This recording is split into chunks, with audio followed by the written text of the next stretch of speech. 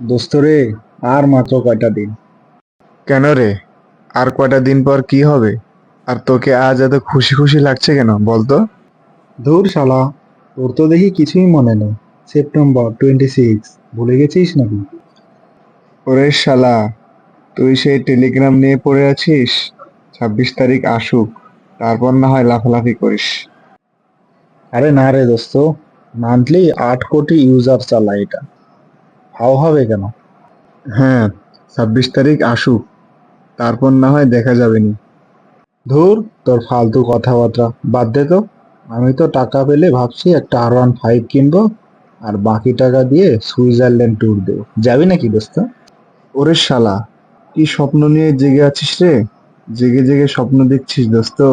সাবধান, হোঁচট যেন না খাস। তোর আবার উল্টাপাল্টা কথা। এটা যদি ভুয়াই হতো তাহলে মানুষ এত চালাতো না, আর ফেসবুকে মানুষ পোস্টও দিত না। সবাই দেখছিস না পোস্ট করছে 26শে সেপ্টেম্বর নিয়ে।